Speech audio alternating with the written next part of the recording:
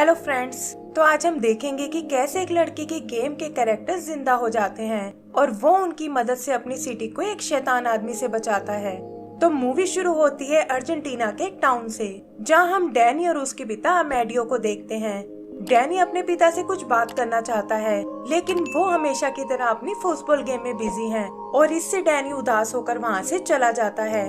आगे हम अमेडियो को उसके रूम के बाहर देखते हैं और उसकी वाइफ कहती है कि तुम्हें उसे थोड़ा टाइम देना चाहिए, वरना वो तुम्हारी कभी रिस्पेक्ट नहीं करेगा। तब अमेडियो उससे बात करने जाता है और कहता है कि आज मैं तुम्हें एक अमेजिंग स्टोरी सुनाऊंगा, लेकिन इसमें तुम्हें अपनी इमेजिनेशन भी यूज करनी होगी। उसकी स्टोरी एक छोटे से टाउन पर बेस्ड है, जो देखने में बिल्कुल उनके अपने टाउन जैसा था और यहाँ की सबसे हैपनिंग जगह थी एक कैफे बार। सिटी के कई लोग अक्सर वहाँ रिलैक्स करने आते थे और इसका मालिक था जॉन नाम का एक लंबा सा आदमी। यहीं हम एक छोटे लड़के जैक को देखते हैं, जो इस बार में वेटर का काम करता है। वैसे तो जैक बहुत शर्मीला है, लेकिन वो अपने टाउन का सबसे अच्छा फुटबॉल प्लेयर है।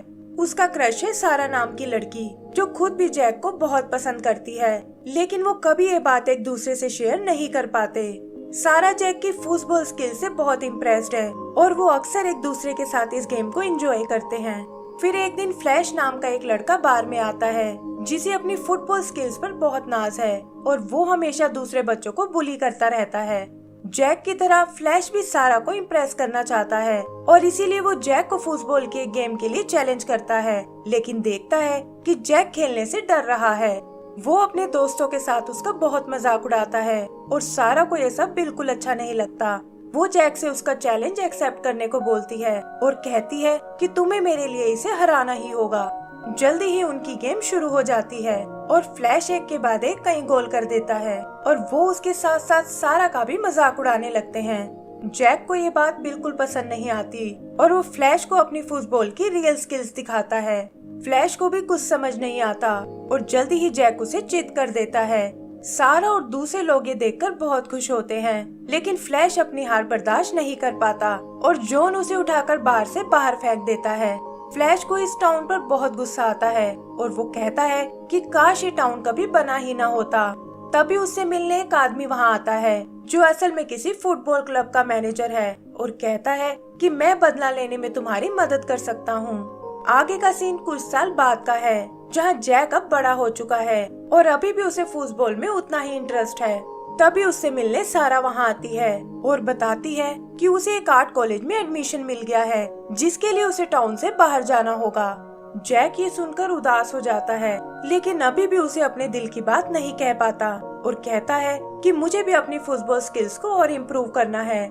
सारा को लगता है कि उसे गेम की बजाय किसी काम में ध्यान लगाना चाहिए और तभी उन्हें बाहर से किसी शोर की आवाज सुनाई देती है। जाकर देखने पर उन्हें वहाँ एक ट्रक नजर आता है और पता चलता है कि इसमें तो वो फुटबॉल मैनेजर है।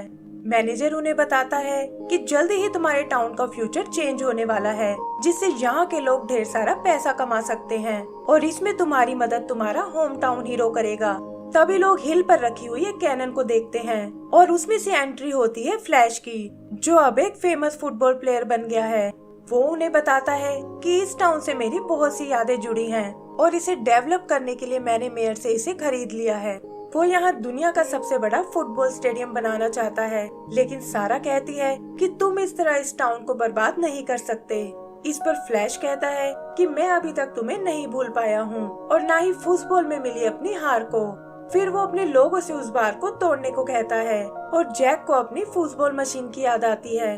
जैक उसे बचाने की बहुत कोशिश करता है, लेकिन एक क्रेन उस मशीन को उठाकर अपने साथ ले जाती है और जैक कुछ नहीं कर पाता।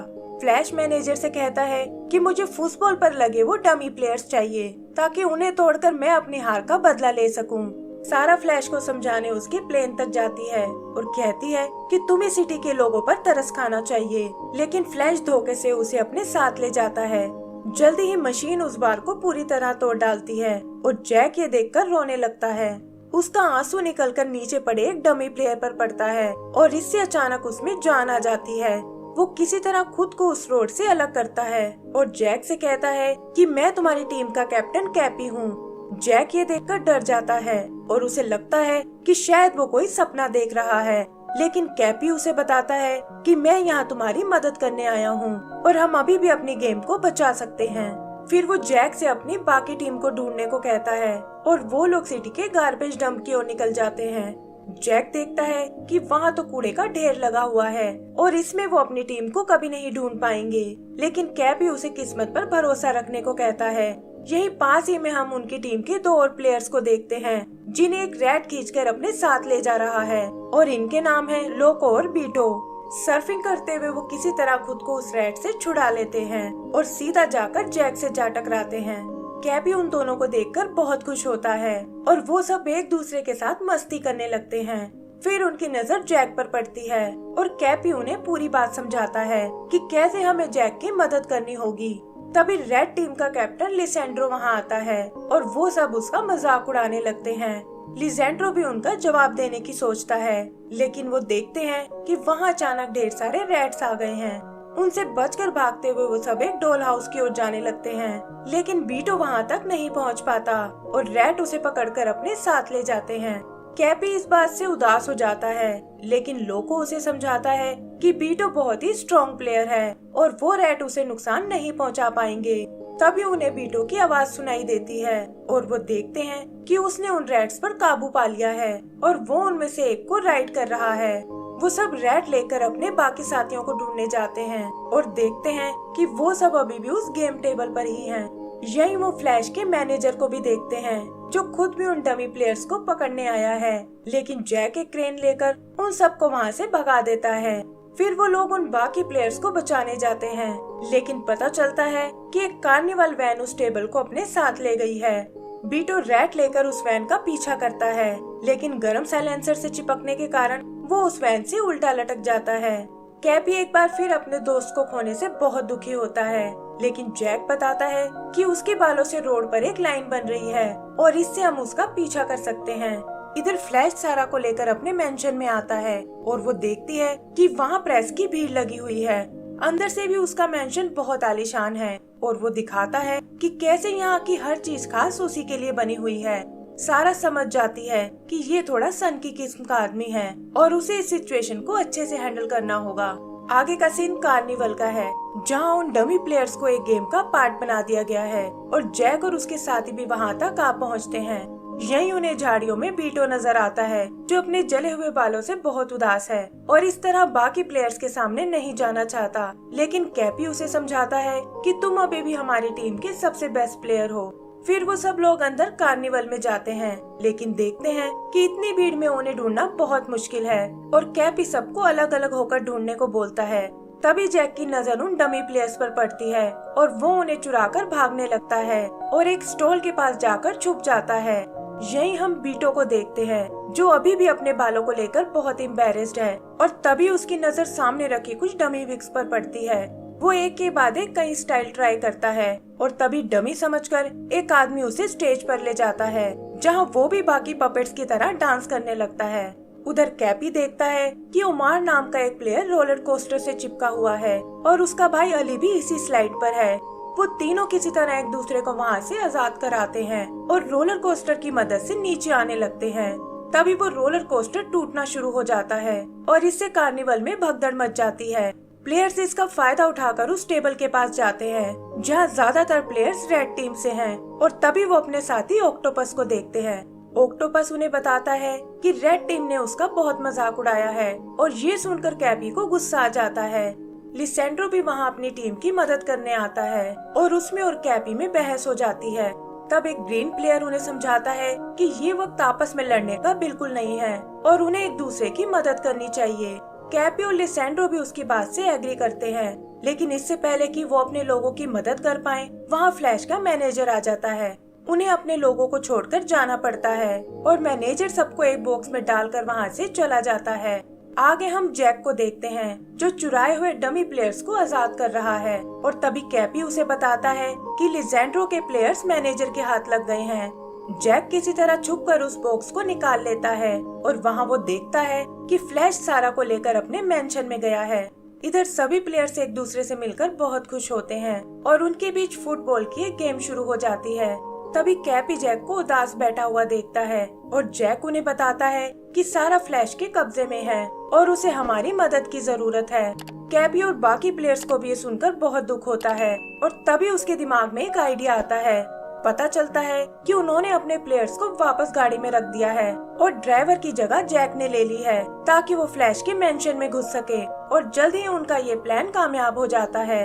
मैनेजर फ्लैश को वो डमी प्लेयर दिखाता है, लेकिन फ्लैश कहता है कि इसमें तो बहुत से प्लेयर कम हैं और वो जल्दी से उसे और प्लेयर्स ढूंढने को कहता है। फिर वो सारा को लेकर अपनी एक सीक्रेट लैब में जाता है और जैक भी जाते हुए उन्हें देख लेता है। फ्लैश सारा को दिखाता है कि यहाँ वो अलग अलग एनिमल्स पर एक्सपेरिमेंट कर रहा है ताकि अपने लिए और बेहतर प्रोडक्ट बना सके। आगे वो बताता है कि मैं इन प्लेयर्स को तोड़कर अपने शूज के लिए स्पाइक्स बनाना चाहता हूँ ताकि हमेशा के लिए ये मेरे कदमों के नीचे रहें, और ये कहकर वो उन्हें एक मशीन में डाल देता है। इधर बाकी प्लेयर्स उस लैब के गेट को तोड़ डालते हैं और जैक फ्लैश पर अटैक कर देता है, लेकिन देखता है कि वो उससे कहीं ज्यादा ताकतवर है। सारा उसे रोकने की कोशिश करती है, लेकिन फ्लैश उसे धकेलकर एक मशीन पर गिरा देता है और इससे वहाँ सारे एनिमल्स आजाद हो जाते हैं। उधर बाकी प्लेयर्स अपने दोस्तों को बचाने की कोशिश करते हैं, लेकिन कुछ बर्ड्स के अटैक के कारण कैपी और लिजांड्रो नीचे मशीन में जा गिरते हैं। मशीन उन्हें कुचलने की कोशिश करती है, लेकिन उनके दोस्त एक बर्ड की मदद से उन्हें बचा लेते हैं। जैक मौका देखकर फ्लैश को एक किक मारता है और वो और सारा लैब से बाहर निकल जाते हैं। तभी एक प्लेयर से निकला नट उस मशीन में जा गिरता है, जिससे बनी चिंगारी उस लैब को नष्ट कर देती है और इस धमाके से सारे प्लेयर्स बाहर आ गिरते हैं।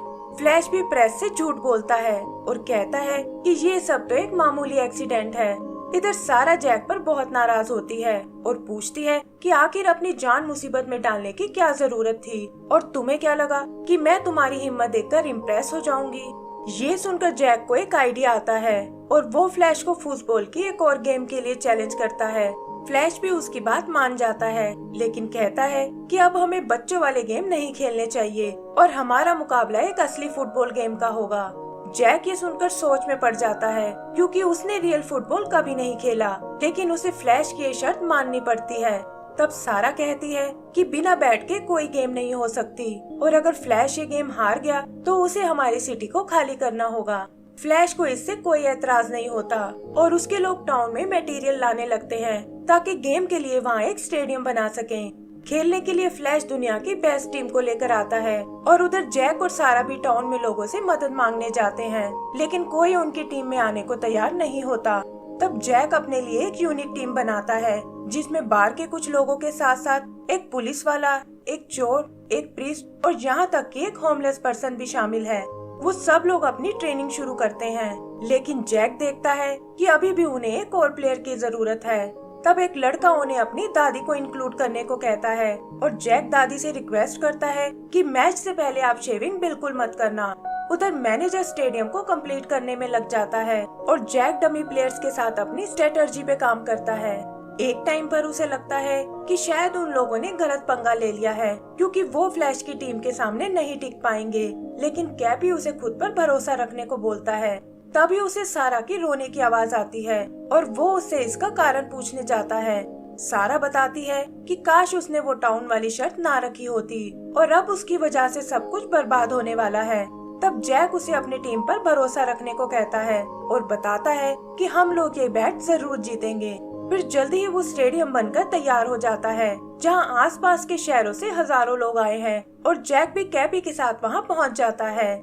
मैनेजर इस मैच का टेलीकास्ट पूरी दुनिया में करना चाहता है और बताता है कि स्पॉन्सर्स हमें इसके लिए बहुत पैसा देने वाले हैं।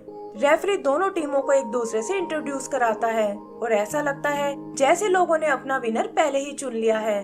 डमी प्लेयर्स भी वहां उन्हें सपोर्ट करने आते हैं और प्रेयर करते हैं कि जीत आखिर में जैक की टीम की हो, लेकिन सारा अंदर से बहुत घबराई हुई होती है। फिर रेफरी के इशारा करते ही मैच शुरू हो जाता है और लोग देखते हैं कि जैक की टीम को खेल का कोई एक्सपीरियंस नहीं है, लेकिन फ्लैश की टीम इसे बहुत एंजॉय करती है और जल्दी ही वो अपना पहला गोल कर लेते हैं। जैक अपने प्लेयर से हिम्मत रखने को कहता है, लेकिन वो भला फ्लैश की तेजी का मुकाबला कैसे कर सकते थे। सारा और डमी प्लेयर्स भी ये देखकर परेशान हो जाते हैं, क्योंकि स्कोर ऑलरेडी 2-0 हो चुका है और जैक को भी लगता है कि गेम उनके हाथ से निकल रही है। तब मैनेजर फील्ड पर फ्लैश को कॉल करता है और उसे बताता है कि तुम्हें इस गेम को थोड़ा एक्साइटिंग बनाना होगा, वरना लोगों का इंटरेस्ट खत्म हो जाएगा और स्पॉन्सर हमें इसका कोई पैसा नहीं देंगे। ये सुनकर फ्लैश की टीम उनसे मजे लेने लगती है और इस चक्कर में जैक की टीम को बहुत तकलीफ होती है। कैपी भी समझ जाता है कि अब उन्हें ही कुछ करना होगा और वो अपने प्लेयर्स को लेकर फील्ड में आ जाता है। छुपते हुए वो जैक की टीम को सपोर्ट करने लगते हैं और गोल रोकने के साथ साथ गोल करने में भी उनकी बहुत मदद करते हैं। सारा ये देखकर खुशी से पागल हो जाती है और फ्लैश को समझ नहीं आता कि आखिर ये सब क्या हो रहा है। तभी भागते हुए जैक अचानक नीचे गिर जाता है, जहां उसकी नजर कैपी पर पड़ती है और वो समझ जाता है कि ये सब डमी प्लेयर्स कर रहे हैं। वो उसे चीटिंग करने से मना कर देता है और कहता है कि उसकी टीम यहाँ अपनी मेहनत से जीतने आई है। कैपी भी अपनी टीम को फील्ड से बाहर चलने को बोलता है और फिर जल्दी ही जैक की टीम अपना दूसरा गोल कर देती है। ये देखकर सब लोग खुशी से चीखने लगते हैं और जैक की टीम का कॉन्फिडेंस 7वें आसमान पर पहुंच जाता है। मैच खत्म होने में बस 2 ही मिनट का वक्त बचा है और यहाँ जैक बॉल को एक बार फिर नेट की ओर भेजता है, लेकिन पोल से टकराकर वो ऊपर की ओर उछल जाती है। जैक उसे एक हेडर लगाना चाहता है और फ्लैश उसे रोकने के लिए उसके पैर पर हिट करता है। सारा और डमी प्लेयर्स को ये देखकर बहुत गुस्सा आता है और रेफरी भी उन्हें पेनल्टी शॉट देने से मना कर देता है। तभी जैक देखता है कि फ्लैश बॉल को लेकर सीधा गोल की ओर जा रहा है और वो भी लड़खड़ाते हुए उसके पीछे जाने लगता है। वो उसे रोकने की बहुत कोशिश करता है, लेकिन बॉल लुढ़कती हुई सीधा गोल पोस्ट में चली जाती है और रेफरी फ्लैश को विनर अनाउंस कर देता है। जैक के साथ साथ सारा और कैपी का भी दिल टूट जाता है, लेकिन लोको कैपी को बताता है कि तुम्हें इस सन्नाटे को ध्यान से सुनना चाहिए क्योंकि पब्लिक इस रिजल्ट से बिल्कुल खुश नहीं है। उधर फ्लैश अपनी जीत की खुशी मनाने लगता है और सारा भागती हुई सीधा जैक के पास आती है और उसे बताती है कि तुमने अपनी तरफ से बहुत मेहनत की है। फिर वो फाइनली एक दूसरे को प्रपोज करते हैं और दूसरी टीम का प्लेयर भी जैक को अप्रिशिएट करने आता है। फ्लैश इस बात से बिल्कुल खुश नहीं होता और कहता है कि पब्लिक शायद पागल हो गई है। तब मैनेजर उसे बताता है कि पब्लिक ने अपना फैसला कर लिया है और तुम्हारे स्टार बनने के दिन भी अब खत्म हो चुके हैं। ये कहकर वो सीधा जैक की ओर चला जाता है और ऐसा लगता है जैसे हार कर भी जैक की टीम ने काफी दिल जीत लिए हैं। इसी के साथ अमेडियो की स्टोरी भी खत्म हो जाती है और एलेक्स उससे उस टाउन के बारे में पूछता है। अमेडियो बताता है कि टाउन के लोगों ने उस जगह को हमेशा के लिए छोड़ दिया और उसके पास ही अपना एक नया टाउन बना लिया। जैक और सारा की आपस में शादी हो गई और भगवान ने उन्हें एक सुंदर सा बेटा दे दिया। एलेक्स को ये एक मनगढ़ंत कहानी लगती है और तब अमेडियो कहता है कि ये तो तुम्हारे विश्वास पर डिपेंड करता है। उस रात एलेक्स को बिल्कुल नींद नहीं आती और तभी वो देखता है कि शेड से किसी की आवाजें आ रही हैं। वो चुपचाप वहाँ चेक करने जाता है और देखता है कि उसके डैड वहाँ उन डमी प्लेयर्स के साथ खेल रहे हैं। वो समझ जाता है कि स्टोरी वाला जैक असल में उसके पिता ही थे और ये कहानी भी एकदम सच्ची थी। तभी उन प्लेयर्स की नजर एलेक्स पर पड़ती है और उसके डैड उसे अपने पास आने को कहते हैं। वो बताते हैं कि अब मेरे साथ साथ तुम्हें भी इनका ध्यान रखना होगा और ये कहकर वो उनकी गेम एंजॉय करने लगते हैं। आखिर में हम टाउन में बने एक स्टैचू को देखते हैं जो जैक और उसकी विनिंग टीम का है और इसी के साथ हमारी ये मूवी खत्म हो जाती है। तो दोस्तों, अगर आपको ये मूवी पसंद आई हो तो प्लीज हमें लाइक एंड सब्सक्राइब करना ना भूलें। Thank you.